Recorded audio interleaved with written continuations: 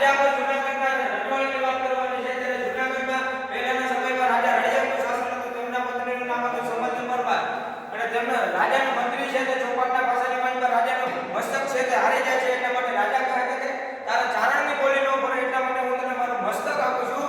ત્યારે તે રાજા પોતાની મસ્તક રાજી ખુશીથી તે મંત્રીને આપી દે છે. ત્યારે રાણી સમંત પરમાર છે તે સતી થાય છે. એટલા માટે પોતાના 6 મહિનાનું બાળક જમો નામ હતું નવગણ તે પોતાની જીભનીમાં બોલી પોતાની દાસી વાલભાઈ ઓડારાને આપીને પોતાના જીભનામાને ભાઈ દેવલ પોદરને ત્યાં પહોંચાડે છે. અને તે વાલભાઈ ઓડારા દ્વારા તે બાળક દેવલ પોદરને ત્યાં પહોંચાડવામાં આવે છે. વાલભાઈ ઓડારા ત્યારે દેવલ પોદરને કહે છે કે હે ભાઈ આ બાળક તને જીભનીમાને બેન સમંત પરમાર દ્વારા મોકલવામાં આવે છે અને તેને જૂનાગઢની ગાદી સોંપવાની છે. જ્યારે તે મોટું થાય છે ત્યારે દેવલ પોદર તેને કહે છે પણ શું કહે કે આજ રાણી આયરો ને તું એની જાણે છે બેની માને હું કેવી તને મહા જેદી એનું આવશે ટાણું તેદી એને દઈશ જૂનારું. ત્યારે દેવલ પોદર તે વાલભાઈ વધારાને કહે છે કે આયરો ને તો તું જાણે છે મારે તને હું વધારે વાત કરું એટલા માટે જેદી તને ટાણું આવશે તેદી તને હું જૂનાગઢની ગાદી સોંપું. બસ આટલી ચર્ચા બાદ દેવલ પોદર બાળકને લઈને ઘરે પહોંચે. અલિયા બાળક કેનેડા કોનું બાળક? અમારી દીકરી માને બેન સમંત પરમારનું બાળક છે તે યુદ્ધમાં સતી થઈ છે અને હવે આને આપણે મોટું કરવાનું છે. ભવિષ્યનો જૂનાગઢનો રાજા છે. કાંઈ વાંધો નહીં, આને આપણે બળદ કરતા પણ વધારે સાચું છે. કાંઈ વાંધો નહીં.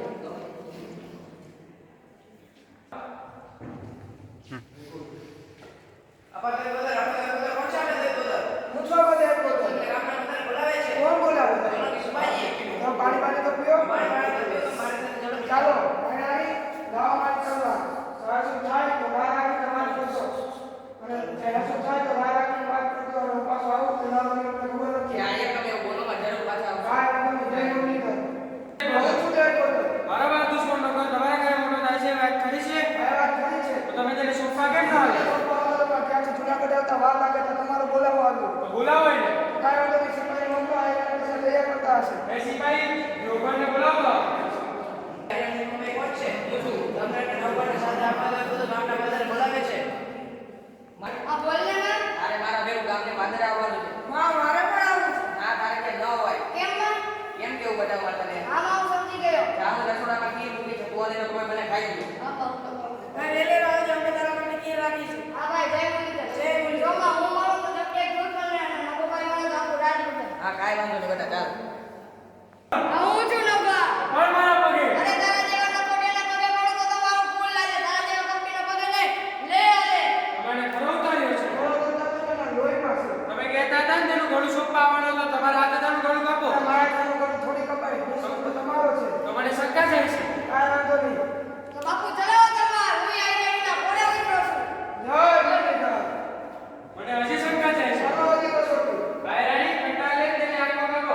તેનામાં ચાલો આંખમાંથી પાણી ઉપર ના પડવું જોઈએ. એ આયર ઘટા લાવો.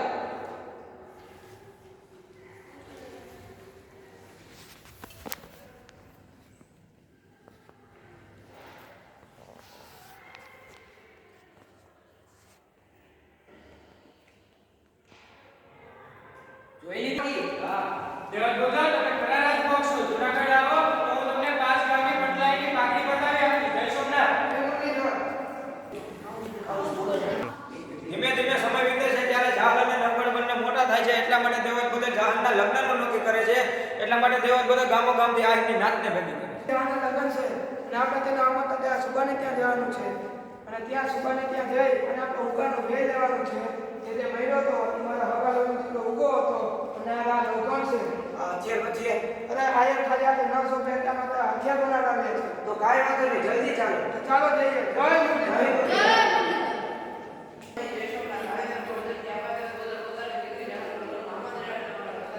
અંદર બોલાવો એને.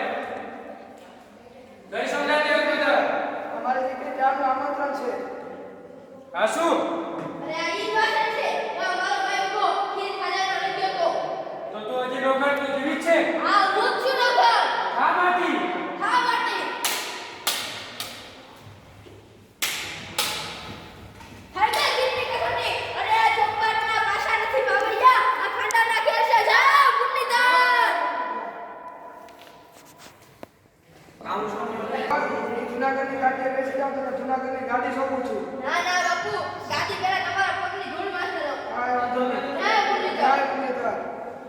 જુનાગઢની ઘાટી સોંપું છું તેને સરકાર સાર સંભાળ રાખજે. જય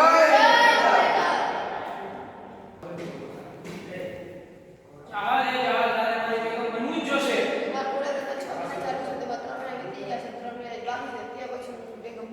કઈ વાંધો નહીં, તારા ઘોડે એકલા 3 મહિના પૂરા થાય ત્યારે પાછો આવીશ. ચાલો શીખાય.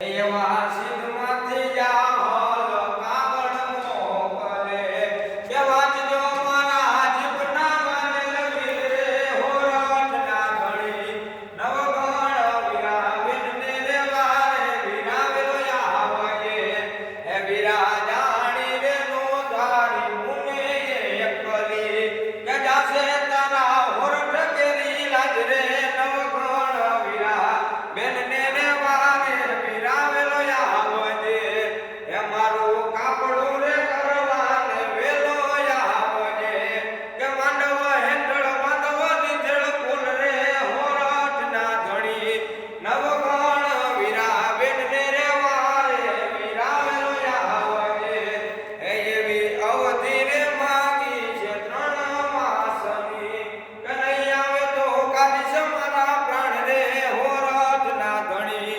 નવગણ વિરાવેન ને રેવારે વિરાવેલો આવજે.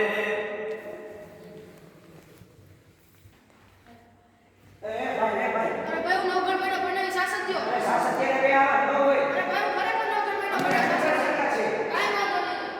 યાર સાસરિયાને યાદ આવે છે કે ગામમાં દુકાળો છે હોય છે એટલા માટે જો ઘોડી મને ફળ લઈને જાય તો મને રાત પડતા રાજમાં કરવા દે છે એટલા માટે સાસરિયો ફળ લઈને રાજમાં જાય છે. થોડી માટે કોલ લઈને આવ્યો છું. તો કાંઈ વાંધો નહીં, જાઓ. જય મુરલીધર. જય મુરલીધર ભાઈ. બોલો ને શું કામ છે? અરે ભાઈ તમને ન હોય તો કોઈ કામ? હા. કોણ ભાઈ તમે? અરે આ માદેરી આ તો બેન જાહરની આપણી માદેરી એટલે શાસન થયો. હા ભાઈ હું શાસન થયો.